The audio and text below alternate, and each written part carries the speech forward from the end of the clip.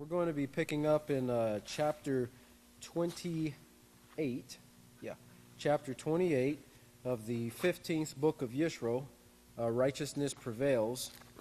And this chapter is here from the Feast of Tabernacles in 2015. And it's entitled, You Are About to See Revelation 13 Fulfilled. The Pope visits the U.S. 9/22/2015, and that's when he was here in the U.S. and he addressed the Congress and the Senate and all those people. And I'm sure you remember that because we were seeing those things getting ready to take place, being fulfilled, and they were, him being the messenger, as Daniel talks about, the spokesman for this great horn. And he's the one, like Pastor, he gets into great detail here, talking about how the Vatican is the one that gives the instructions. They're the one that does the bidding, but it's when they want a message given, they use the spokesman, which is this little horn, which if you remember with that word little meant, it also means worthless. And of course, it's worth less because the worth or the value of any organization or any person is determined by their character, which should be, as we've been learning here for however many years, however many years you may have been here in the House of Yahweh, is righteousness. And the more effort that you put in developing a righteous character, the greater your value or the greater your worth will be. You remember how Pastor spoke about Yochanan the Immerser, and they considered that man a great man, a great prophet, and he said that the people in that time period measured greatness in terms of righteousness, not how much money he had or what type of donkey he rode or what his garments looked like, but it was righteousness. And this was part of the fear that these Pharisees and Sadducees and Essenes and kind of had behind them in not wanting to just go out and kill Yochanan immediately. They eventually did under that Cain system, but that was the fear they had because the people regarded him as a prophet. And so greatness is measured through that, and we see none of that coming forth from the Catholic Church. Never have we seen it from the very beginning of time, and until its complete destruction, which it will bring its own self to destruction, will it ever bring about righteousness. The only thing that comes from, the only place, the only people that comes from is the house of Yahweh, because Yahweh is as Yeshua said to the man who said, what is righteousness? And he said, why do you question me about righteousness? There is only one who is righteous, and he's, to enter into life, keep the commandments. Yahweh is the standard of perfection. So if you would enter into life, well, you have to keep the laws, the rules, the principles, the morals, that Yahweh gives to mankind and to the Malachim in order for them to have a long, joyful, and a healthy life. The Malachim would experience these things, and some of them have. If you think about the vastness of the universe and the things that we see in creation from the Hubble telescope and things from NASA, there's a lot of planets and galaxies and so forth out there, and those galaxies and planets are inhabited by beings.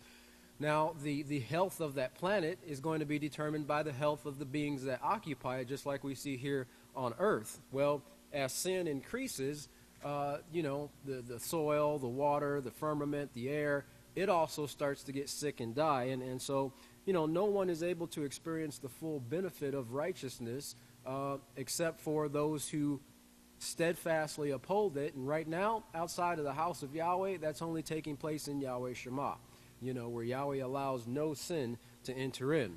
Well, let's get started in this chapter here, 28. Pastor gets into talking about the 14th book of Yisrayl and saying what these numbers mean. And so he said that the word 14, let's see here, the word 14 means consent. 14, it means consent. 2 is father, which is the Hebrew word ab, the root of the Hebrew word abba, which is ab. So it's father, and he shows consent. 14, to Father Yahweh, too. And then in the Greek, when you look up 14, that means to do righteousness. Isn't it something? But you've got to do it. You've got to do it, not just look, but you've got to do it. Because many people will look, or they will seek to do righteousness, or they'll, have the desire to do righteousness, and they come up with this quaint statement when they know they should have done the right thing, and they say, well, it's the thought that counts. The thought is what should initiate the action, but if it stops there at the thought, then it's pretty much worth nothing. But you've got to do it, and like Jacob said here, if you have your books of Yahweh, or your screen, you're in TV land there, if you have your Bibles, even if you have a King James Version or American Standard version, you find pretty much a lot of the same wording there. There's some mistranslations here and there, but let's see here. Not Yeshua, but Jacob said here in chapter 2, he's talking about faith, and he says in verse 14, what does it profit, my brothers, if a man says he has faith but does not have works? The faith is not able to save him. Just like reading this Holy Scriptures alone is not able to save you. The saving power that comes forth from the Holy Scriptures is your practicing of the laws of Yahweh. And that's what, if you hold your spot there in Revelations chapter 22, it says here at the very end, in verse 14, notice it says, blessed are those who keep his laws, that they may have right to the tree of life. Not blessed are those who have faith in his laws, or blessed are those who read his laws.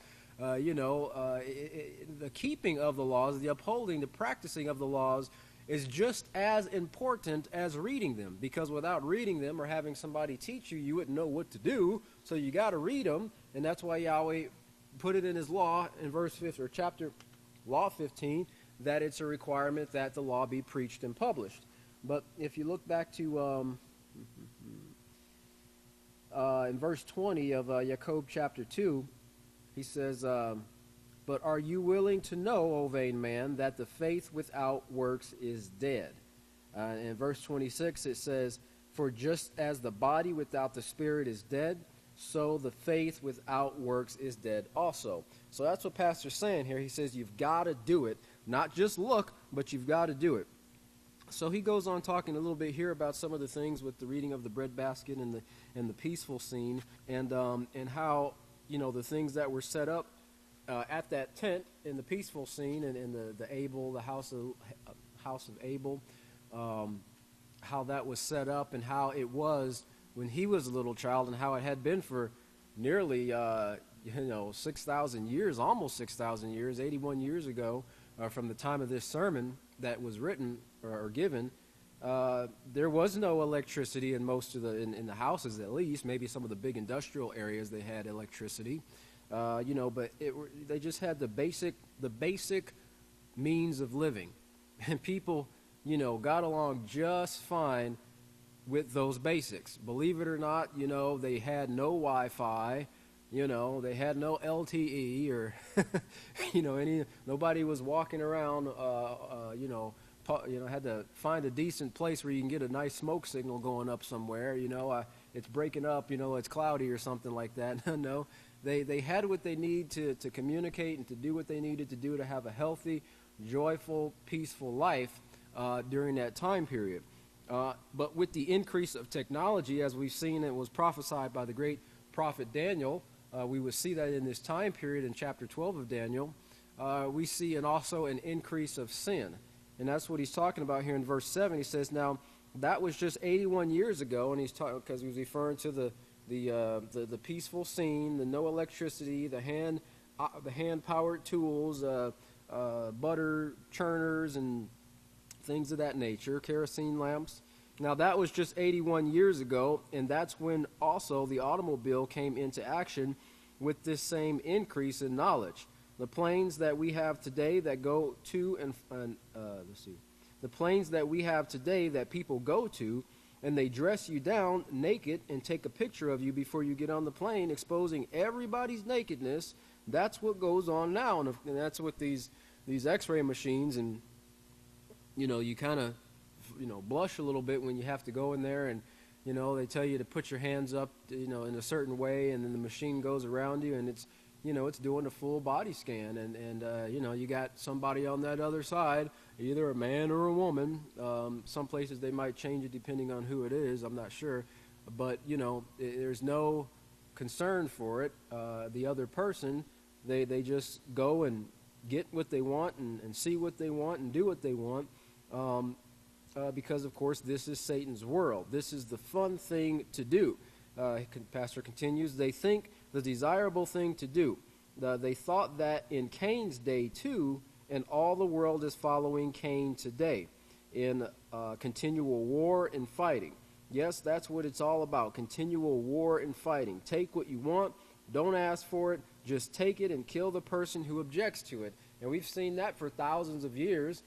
They'll say, oh, the Crusades, that just started, several hundred years ago. But these Crusades were going on in the days of Cain and Abel. Not that Abel had part in the crusade. He was the one that was being crusaded against by his brother Cain because he hated righteousness. Cain hated righteousness. His works were evil. Abel told him that his works were evil, not just to poke fun at Cain or to irritate him or anything like that. He was telling him, like the priests tell the people in the house of Yahweh, and always have, righteous priests have, from the very first work of Yahweh with Abel, the house of Yahweh led by Abel, to this very last day's work of the house of Yahweh. They point the person in the right direction. They show them where they're going wrong. Will you judge this bloody city, as Yahweh said to one of the great prophets? Well, then show them their sins. Show them the error of their ways so that they can see where they're stumbling and they can turn around and start walking in my ways and reverencing Yahweh so that they can be perfect.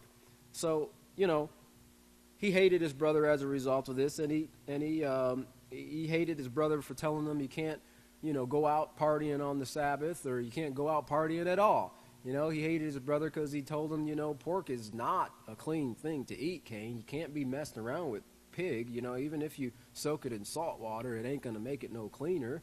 Even if it is grass-fed or raised on concrete or whatever these guys say, to try to make their unclean food seem a lot better for the people to consume.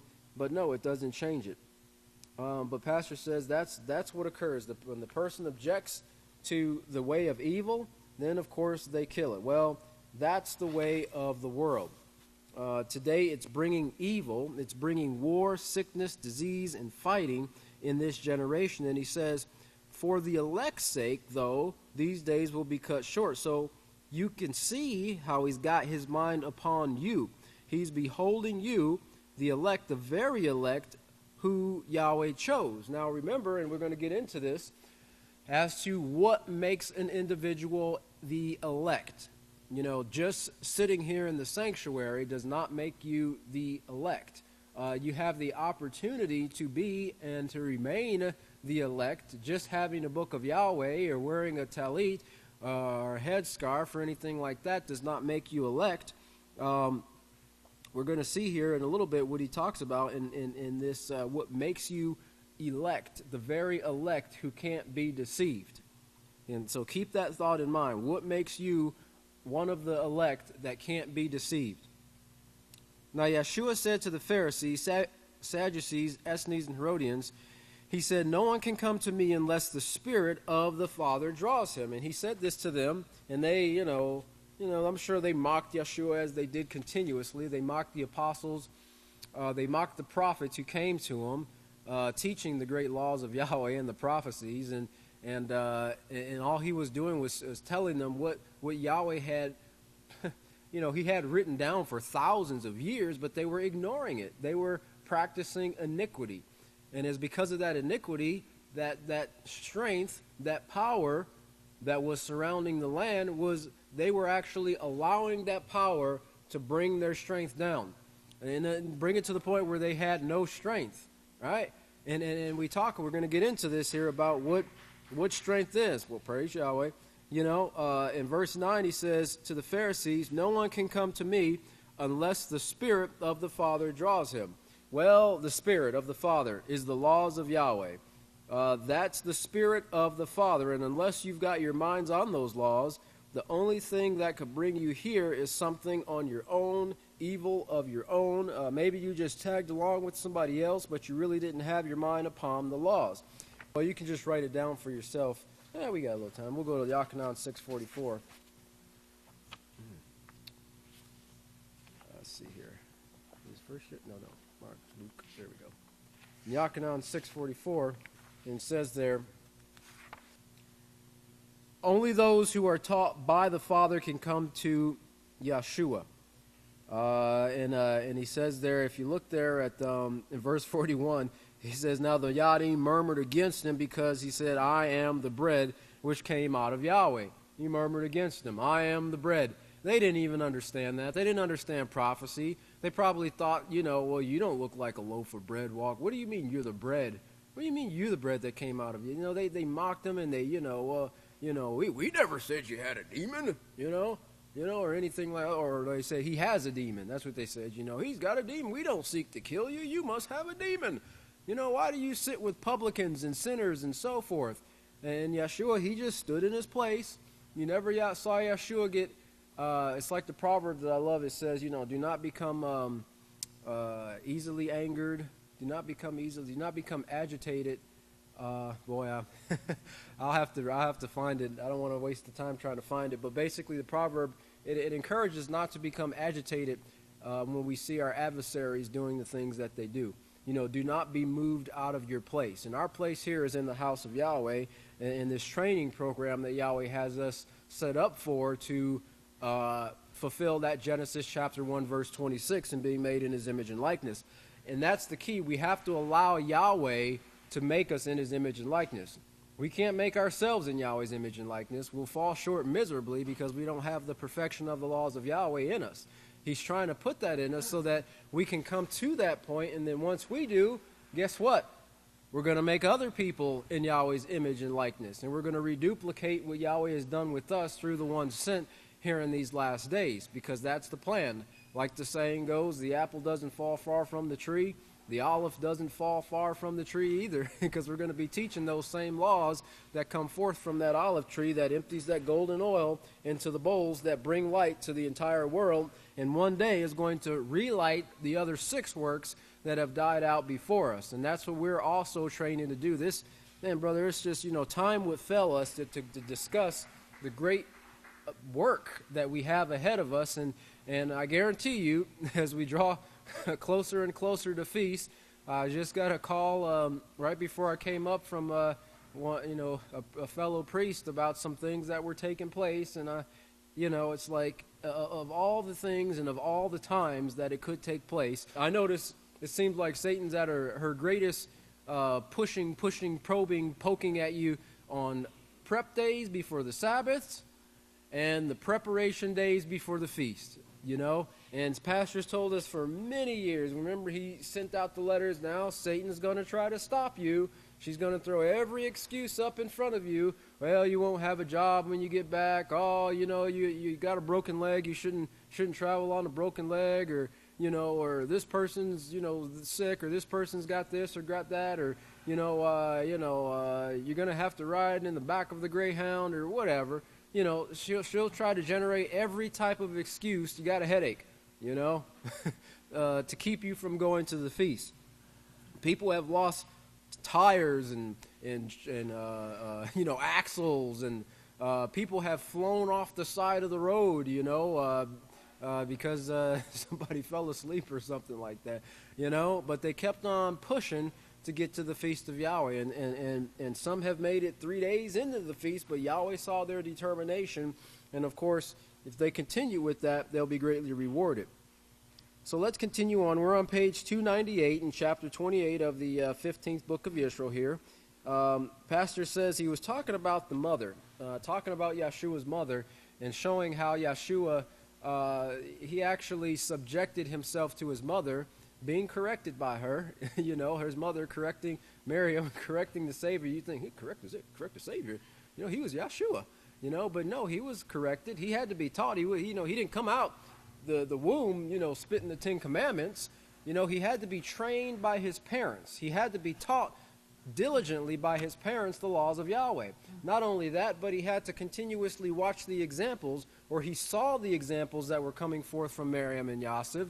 As you remember, as we were taught in the Peaceful Solution, a part of what helps to form our character is our environment and our influences. And your parents are the greatest influence you have in your formidable years of life, and that environment that they allow you to be in will also, because of those influences that maybe not come from your parents, will also help to shape who you become. So Yeshua was well guarded growing up as a young man, and he was trained and he was taught by his parents, and they watched who he was around and who he was with, because they didn't want him picking up any bad habits or bringing anything into his life that would defile.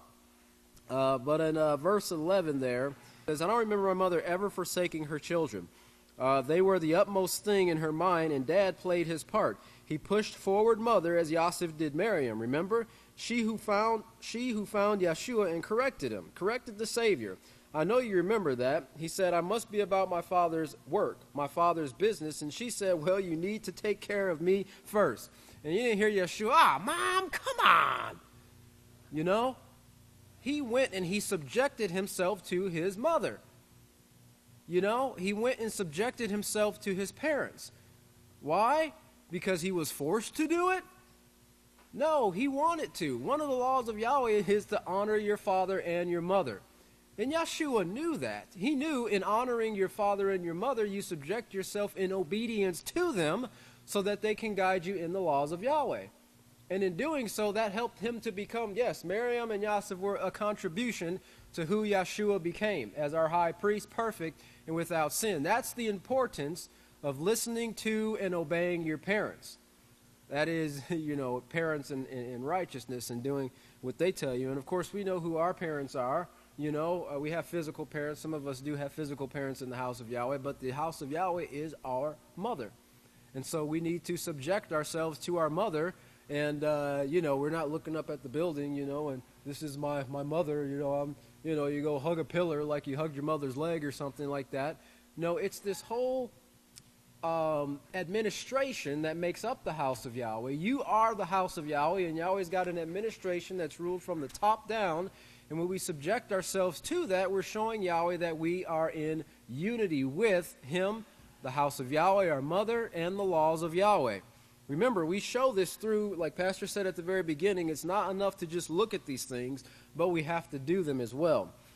So he went and he took care of her until Yahweh put him back in Jerusalem. Well, let's look at verse 12. Anyway, honor your father, honor your mother, honor your father also, but honor your mother. She's teaching you from the very little bitty thing you were to begin with to what you are now. Remember her words always. That's the great wisdom in the Holy Scriptures. And of course, Ephesians 6:1-3 talks about the honoring of your father and mother, and that ties back into Deuteronomy chapter 5 verse 16, which Yeshua, he was in complete unity with the laws of Yahweh in that. Let's see here. Let's look over to look down to verse 16, because Pastor's talking a little bit about the persecution and the and this beast and how they were going to try to work on getting you to stop coming to the feast of Yahweh. Stop coming to keep your appointments with Yahweh, because they know that in doing so, that separates you from Yahweh your Father. In verse 16 on page 298, it says, now, they're going to try to get you to stop this. I want to show you that this feast. They're going to try to persuade you here in the United States not to come to the feast anymore, and they're going to mark you as a heretic deserving death. A heretic deserving of death. A heretic to their teachings, not a heretic to righteousness, but a heretic to, sodomy and adultery and bestiality and fornication. Everything that seems fun, everything that seems right. We just want to go and have fun. Cyndi Lauper said the girls just want to have fun, But everybody wants to have fun. But that fun, that brings about the millions of abortions, the divorce cases. I think it's a 50-something% divorce rate in the United States now, if people even bother getting married. Most of it's just hooking up, STDs, 20 million, new cases, ages between 15 and 24 make up the biggest number of that 50% of that 50% of that 20 million. This is our children. This is the ones that are supposed to be the next generation who are responsible for taking over where we left off of, but also bringing forth a next generation who's going to be what? filled with sicknesses and disease, whose minds are thrown into confusion straight from the womb, who can't wait to scratch the itch of the pressing of the nuclear button to take out their enemy or those who they think their enemy. And that's what we're seeing building right now. Get your minds ready, man, because, our salvation is much nearer now than when we first believed. And hopefully you do believe, and hopefully you believe without seeing.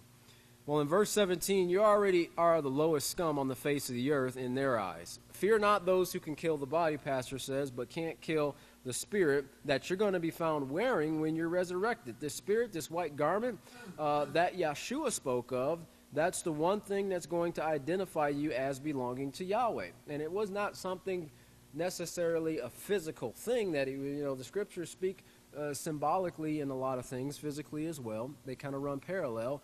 But, the white garments, or as the King James says, raiments, that symbolize the righteousness of the saints. Just like the palm branches represent the rejoicing and the keeping of the feast. Right? And so just keep these things in mind. But this is what we're going to have. And he says, even if you're killed, you won't be dying anymore once you're resurrected. You won't be dying anymore once you're resurrected. Because not only will we be resurrected if Yahweh so allows it to take place where we die, but those who died before us will resurrect them as well. So anyway, the pastor kind of goes on here talking about Galilee and how they, of course, they didn't believe the prophecies about Galilee, and prophet will come forth from Galilee, but they weren't looking at and understanding the words that were shown there about Zebulun, who saw the light and the prophecy that came forth regarding that. But if they did, like he was saying here in verse 26, but the woman who brought forth, in verse 26, kind of in the middle of that verse there on page 300, but the woman that brought him forth, speaking about Yeshua, was called Zebulun, who saw the light, who had a house of Yahweh in Galilee established by Abel. So it wasn't necessarily it wasn't a one-person thing. It was a work that took place to bring forth Yeshua, who brought forth another work, who died and was resurrected in order to be alive for the establishment of the house of Yahweh in these last days, so that we could, as Hebrews says, having a high priest over us, having a high priest over the house of Yahweh. No other organization out of the 4,199 other organizations on the face of the earth has a high priest that has access to Yahweh. No other one but the house of Yahweh, brother. Praise Yahweh. So let's look here as we finish up page 300 in verse 32. The pastor says, the Pope could get this information of these prophecies from the Israel Says program, but, he wouldn't do it. He's not going to look it up. He shows that children can even do these things. And look down to the bottom part of that verse 32. He says, very small children who can actually go into a computer on their phone, their iPhone or whatever they do. I can't do this. I don't have a computer phone. I don't intend to get one. I don't have time for it. Where I spend 16 to 18 hours of my day every day is with this book of Yahweh. I love it. I respect it. I don't let anything go on top of it. If somebody sets something on top of my book of Yahweh, I quickly correct them. I would hate to be the person to do that, that's for sure. Don't ever cover your book of Yahweh with anything unless it is your talit, the 613 laws.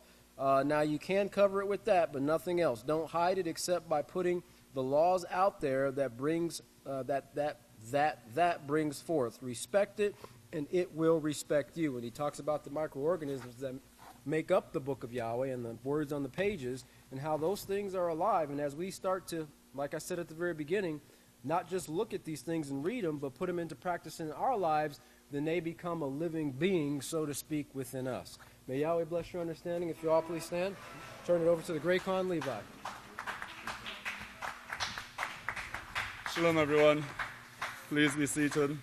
So we are continuing in the 15th book of Israel. We are in chapter 28, and we're going to be picking up on verse 35. And just as a reminder, the title of this sermon is, You Are About to See Revelation 13 Fulfilled. And then it has the Pope visits the U.S. 9/22/2015 to 9/29, to 9/22/2015. And of course it has the date that this sermon was given, which was during the Great Feast of Tabernacles.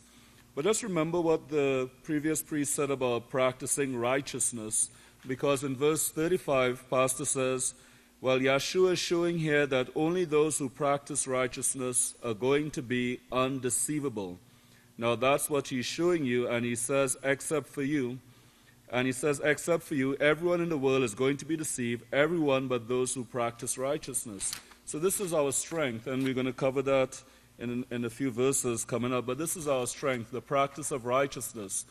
This is what keeps us firm in the house of Yahweh. This is what keeps us upright in the house of Yahweh, is the upholding and the keeping of Yahweh's laws.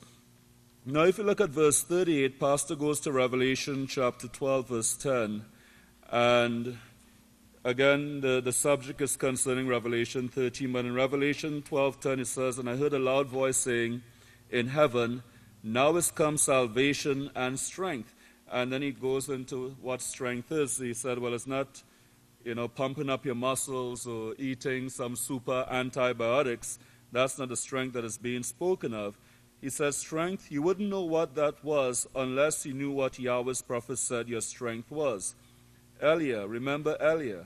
And then Malachi also backed it up and said, I'm going to send you the laws and the prophets just before the end, and they have the strength of Yahweh to turn the heirs or the hearts to the mothers and fathers and children, turn the hearts. Well, that is the strength of Yahweh. Now is come salvation and strength, that is the laws. Take that and out and put by in its place.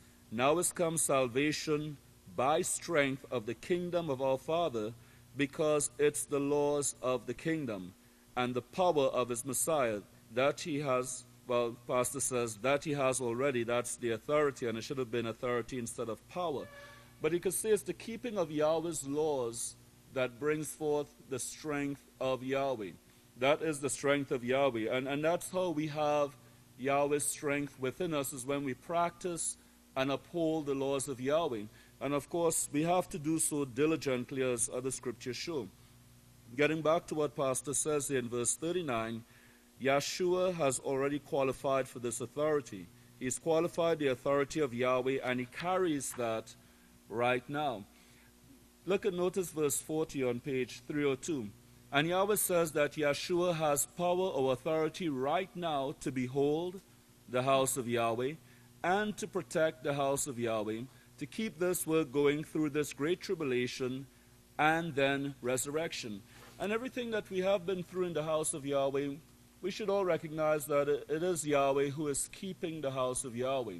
It is Yahweh himself who is protecting the house of Yahweh. It is Yahweh himself who is guiding this work. So it's very important to recognize this, that Yahweh is going to make sure that this work gets across the finish line. He's not going to allow anything to hinder it. He's not going to allow anything to stop it. And we have to keep doing our part also. So he says that we're going to go right through to the resurrection. He says, resurrect now. Get this. Don't worry about dying. Resurrect all those who do die and have died. And that's the authority you're going to have. It's worth buckling under and doing everything you have to do to acquire it. And what you have to do is practice Yahweh's way. And what this takes, this really takes us to focus on keeping the laws of Yahweh. Because again, in Matthew chapter 6, Yahshua said it very plainly. There are many things that could cause us to be anxious. There are many things that we could start worrying about and have our minds distracted here and distracted there, bills to pay, this to take care of, that to take care of, and so forth, whereby we lose focus on what's really important for us in this time period. And it really comes down to ensuring that we are upholding and keeping the laws of Yahweh to the best of our abilities. Not just keeping them, just on the surface level, you're just getting by. But no, you're striving to excel in the upholding of the laws of Yahweh. You're striving to be as diligent as you possibly know you yourself can be in the upholding the laws of Yahweh. And that's really what it's all about. And keeping our minds focused on this, because things can change suddenly. Things can change in an instant. And I think we just had an example of that over the past 24 hours, how quickly situation can change. How quickly things could go from cold to hot, very, very quickly. So it doesn't take a lot of time for some of these prophecies that we're looking forward to. Those could come to pass in a heartbeat. The question is, would we be ready when they do come to pass? Notice, and Pastor goes on this page, and he goes into Revelation 13, and then showing that this is referring to the Vatican, this is referring to the quartet, also showing that the Pope is the mouthpiece of the Vatican, and you see that in verse 45, and then showing that, they're sending messages through the Pope to various nations, and the only time what was said is by the response of the world leaders. So he gave the example of Putin, and when he said, don't mess with Russia, so you know that that's the message that was taken to Russia by the Vatican via the Pope. Now, if you look at page 303 and look at page 50, he's talking about the Vatican and what they had, showing that they took the artifacts to Rome, they took away the book of Yahweh for a certain period of time, and then the book of Yahweh was brought back in 1987, and that's what you read in verse 49. And in verse 50 it says, they took the kingdom away from themselves. Because if you remember in previous sermons and also in the newsletters and prophetic word magazines, he showed that these were the sons of Aaron. These were the ones who had the authority in the house of Yahweh at one time until they decided not to follow Yahweh's way and not to follow Yahweh's righteousness. And it was shown through prophecy that they no longer had the right to the kingdom, that it would be taken away from them and given to another people. And we are the ones who in this time period are worthy of receiving it. But they took the kingdom away from themselves. Yahweh didn't do this, but he allowed them to. It is written as if Yahweh did it. Well, Yahweh had to allow it. That's the way he did it. But he allowed them to do this to themselves. He didn't hold it there. He could have held it there, but he didn't. He allowed them to do this because they can't come back later and say, well, we would have had peace if you'd have just let us go our way. We could have brought peace and proved that we could bring peace. So he let them go fully their way with nothing restrained. But he says, only until a time. I'll give you this much time until this. I'll do this until. And this is what we see taking place right now. You could see Yahweh's allowing the governments of this world to go their own way. And their problems are just getting worse and worse, more intractable. Their solutions, there's really none. They're at this point right now that they have no possible way of solving their problems except through the use of force. That's what it's coming down to. That's what's going to be the final solution. If you look at what's going on in Syria right now, that's the solution to the problems, to utilize force. If you look at what's going on in North Korea, it's the same thing. They're saying the time for talking and diplomacy is over. We have tried it. It hasn't worked. So all options are on the table. Well, all options on the table really means military options. That's the only things that are under consideration right now. And everybody knows that is not a great solution. It's just not a great solution. It's an unwinnable solution, but that's all that they're left with at this particular time. So Yahweh is allowing them to go their way, as the scriptures show. Continuing on this page, pastors continuing in Revelation, showing that the Catholic Church is what is making war for 42 moons, open up his mouth in blasphemy against Yahweh, against the name of Yahweh. He mentions sometimes, how people would have a sour look on their face when the name Yahweh is mentioned, when the name of the Creator is said. And he shows a little bit about that there. But notice in verse 56, and this is Revelation 13, verse 7, and it was given unto him to make war with the saints and to overcome them. Now this is still speaking of the first beast that rose up. There were multitudes, nations, and tongues. And on down here in verse 11, we see that where we are standing in right now, the United States, and we see this first beast coming here to tell the U.S. government what to do. He took them behind closed doors and he told them this. That is, he gave them the message from the Vatican. He is the mouthpiece for the Vatican delivering a message. And again, this is what took place in 2015. Notice verse 11. And I saw another beast coming up out of the earth, and he had two horns. Those are the Protestants and the Catholics, and that's referring to the United States. He had two horns like a lamb, but he spoke like a dragon, like the dragon, not like Yahweh, but being in the likeness of not being in the likeness of Yahweh, but the likeness of the dragon, that old serpent called the devil and Satan. That's who it's speaking of, and that's what they're doing right now. So you could see that even though they may be saying, well, we need to work out these situations peacefully, what they rely upon to get their message across is the use of force. In other words, if you don't come to the table to negotiate, this is what is going to result. This is going to be the end result. And of course, we know that's not going to solve anything. That's just going to lead to even greater and greater confrontation until you have exactly what the scripture prophesied. You're going to have an all-out nuclear war that's going to take place first beginning in that fourth part of the earth in and around the great river Euphrates. Let's turn to page 304 and notice verse 62.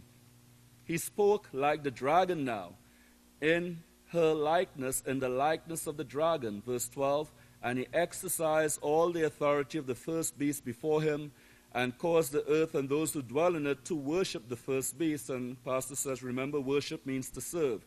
That's in the first and second parts of the book of Yahweh. Worship means serve. You belong to whom you obey.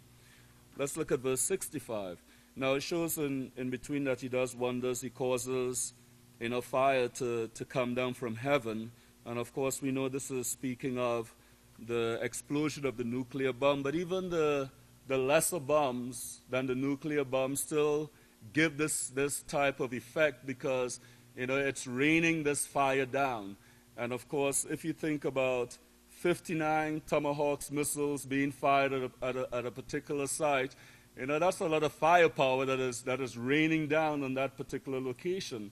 Not to mention the cost. I was looking it up last night because it showed that the average cost of one of these Tomahawk cruise missiles is anywhere between $1 million to $1.5 million. And just think about 59 of them being fired off. Just do the math, multiply that by $1.5 million, and you can see how much money was just blown up, literally, in that short space of time. Because that's where the money went. It was just blown up. So this is what we see taking place right here. And this is part of the deception because people think, well, this is a show of strength. This is a way to show that you really mean business when you say certain things and etc. But as Pastor says here, if we remember, these are two horns here, and he's talking about deception. He deceives those who dwell upon the earth by those acts of power which he had authority to do in the sight. Notice, he is given authority by Satan the dragon in the sight of the beast. Let's look at verse 66. And he had power to give life to the likeness of the beast, that the likeness of the beast should both speak and cause that as many as would not worship the likeness of the beast should be killed. Now, if he could do that to the house of Yahweh, they would. But Yahweh said they won't. This is the protected place. Don't forget this, brethren, the protected place. And it's really important to remember that what protects us in the house of Yahweh is our keeping the laws of Yahweh. The protection of Yahweh, it's a spiritual protection. It's surely not a physical protection. You could go outside and look around. There's no high walls. There's no barbed wire fences. We are surely not in a remote location by any means. We are not protected by a physical mountain. We are not like a mile underground in any way. So we are pretty much exposed, and we are pretty much in the open. So it's surely not a physical protection, but a spiritual protection that will translate into a physical protection done by Yahweh Himself. Done by Yahweh Himself, because Yahweh says He will protect His people. That's the guarantee that we have. Yahweh says He will protect His people, but His people are the ones who uphold His laws. You see? So it's all contingent upon us upholding and keeping the laws of Yahweh, because that's where we receive our protection from. So verse 67, they're going to try to make out like they have power to protect you, and this is the only thing that will save you, is to join this beastly system. But if you join this beastly system, you will die with this beastly system. And that's a true fact. If you join this beastly system, you're going to go down with this beastly system, because that's prophesied. And then Pastor goes on showing that, continue reading in Revelation 13, showing that they're going to give themselves a mark on their hands and etc. And then he gets back into, in the closing verses of his sermon, talking about the feast, because this sermon was given on the first day of the Feast of Tabernacles. And he says, come to learn. And this is really important to us as we are looking forward to the Feast of Passover and unleavened bread. So these instructions are very relevant to us. It says, come to learn. I hope you came to learn. I hope you came to practice what you learn. Praise Yahweh. It's going to be a wonderful feast, and you can make it that way if you will practice what you learn at this feast. You can make it a wonderful feast, or you can make it difficult. You can make it difficult. And then he goes into, most people have trouble when their blood sugar is down and they're hungry. They work all day, they lack food, or they didn't get the proper food the day before, their bodies are not handling the food properly. I think that's why Yeshua said, cleanse yourself inside. This is a great thing to do. The words of Yeshua, you really need to practice those words.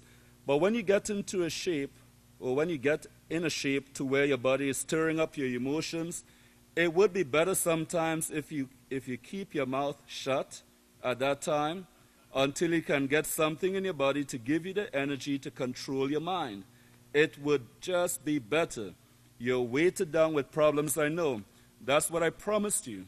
I didn't promise you a bed of roses. I promised you a garden of tests and trials. So this, Pastor really spells it out very clearly for us. And it's really important to heed his words, because with this feast that is coming up, I'm going to turn to 1 Corinthians chapter 5, verse 8. The feast is always what we make of it. We, the house of Yahweh, it's what we make of it. And if we look to really enjoy the feast in servitude to one another, then you really have the greatest time that you could ever have in keeping the feast of Yahweh. But if you look at the feast as, well, here we go again, I'm going to be overworked and I'm going to be hard-pressed and I'm not going to have time for anything, well, guess what? That's what you're going to be. You're going to be overworked, hard-pressed, and not have time for anything. Because that's what you're looking forward to, right? So it's what you make of it. The feast is what you make of it.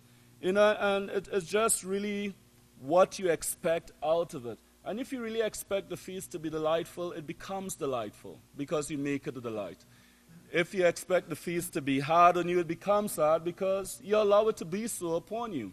And Yahweh is not going to really do anything except allow you to have the experience that you want to have. So that's why it's so important that we set our minds right, that we look towards enjoying the feast, enjoying the presence of our brothers, enjoying the fellowship, enjoying the responsibilities, enjoying the duties, and striving to make everything work for one another in the house of Yahweh. So 1 Corinthians chapter 5, verse 8, it says, therefore let us keep the feast, not with old leaven, neither with the leaven of malice and wickedness, but with the unleavened bread of sincerity and truth. If you go back to verse 6, it says, your arrogant pride is not righteous. Do you not know that a little leaven leavens the whole batch of dough? Therefore purge out the old leaven. And this word purge, and I know it has been brought forward many times, it means to cleanse thoroughly.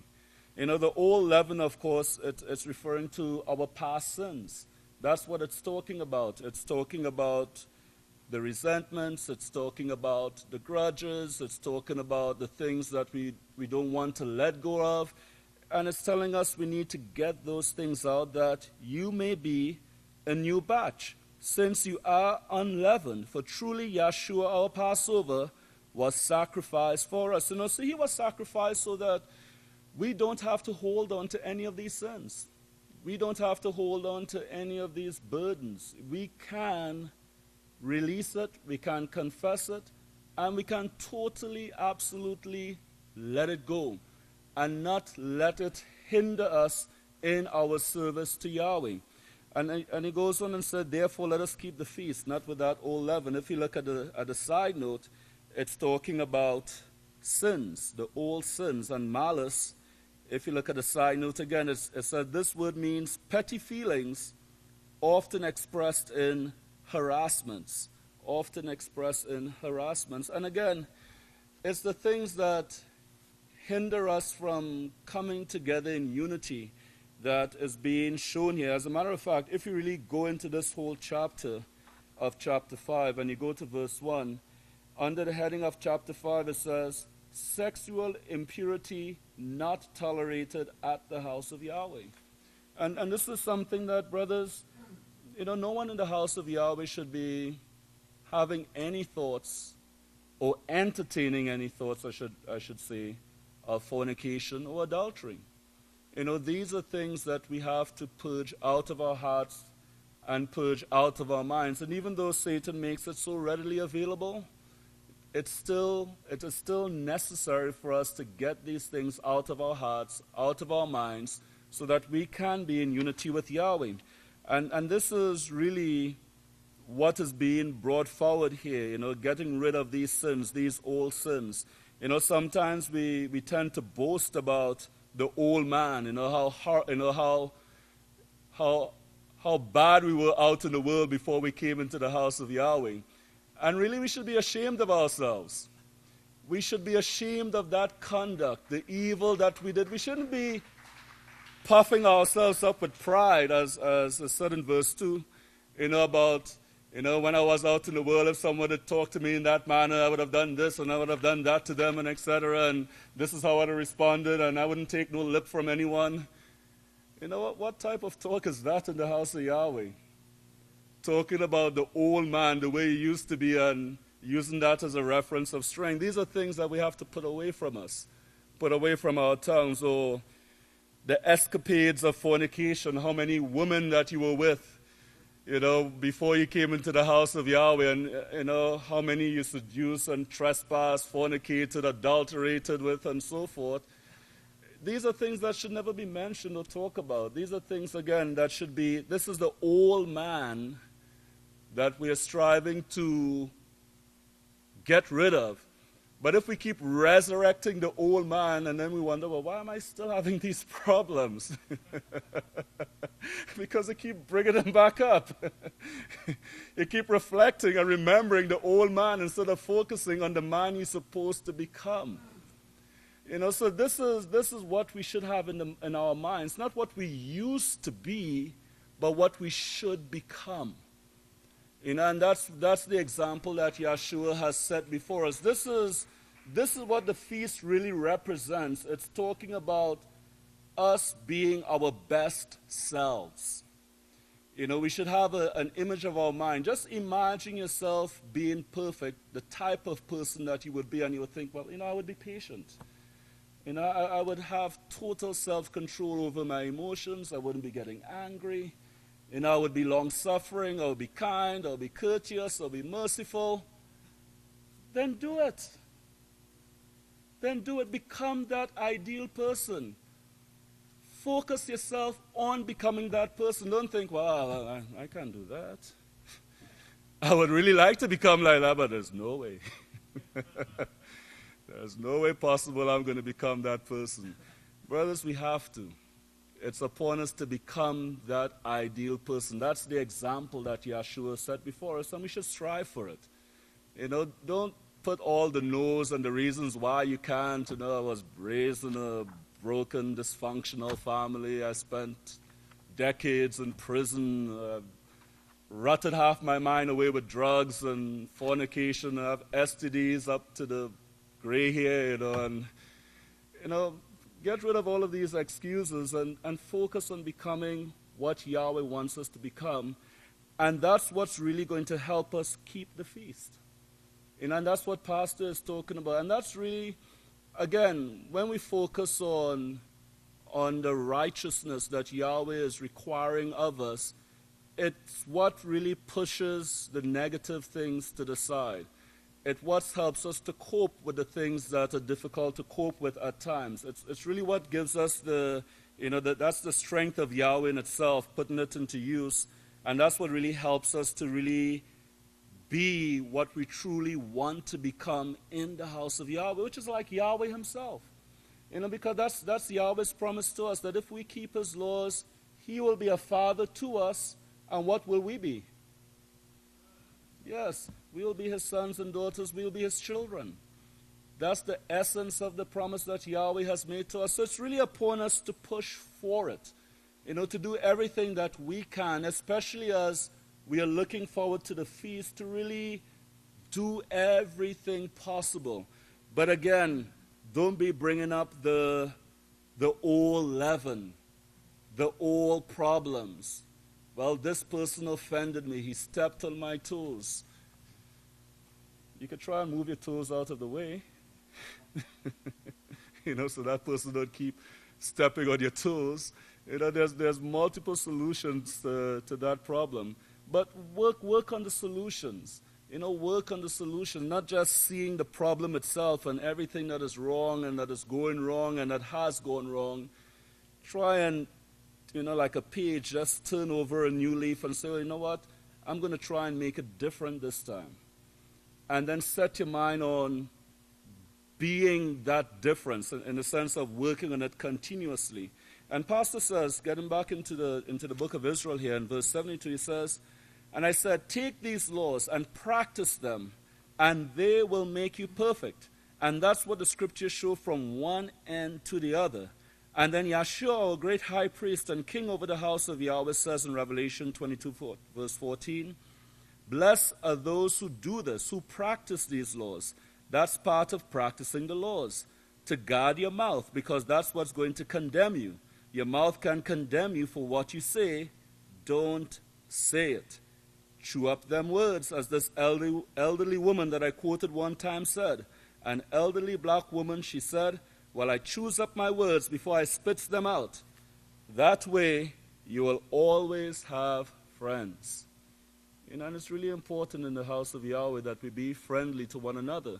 As a matter of fact, this is the Philadelphia era. This is the era of what? What does Philadelphia refers to? It refers to brotherly love. So these are things that we have to fulfill. These are things that are laid upon us by Yahweh Himself. But we, through our works, our actions, and our conduct, have to make it a reality to one another in the house of Yahweh. We have to be that brother to each other in the house of Yahweh and demonstrate that brotherly love. So he says, do your best. He says that's the way you will always have friends. Build up your friends with kindness and mercy and thoughtfulness. Do your best to do this. If you go wrong, quickly repent, and make up for it. Spend your life overcoming. Spend this time at the feast overcoming and helping others to overcome. So these are the things, brothers, that we should focus on, and these are the instructions coming from the one sense. So may Yahweh bless you.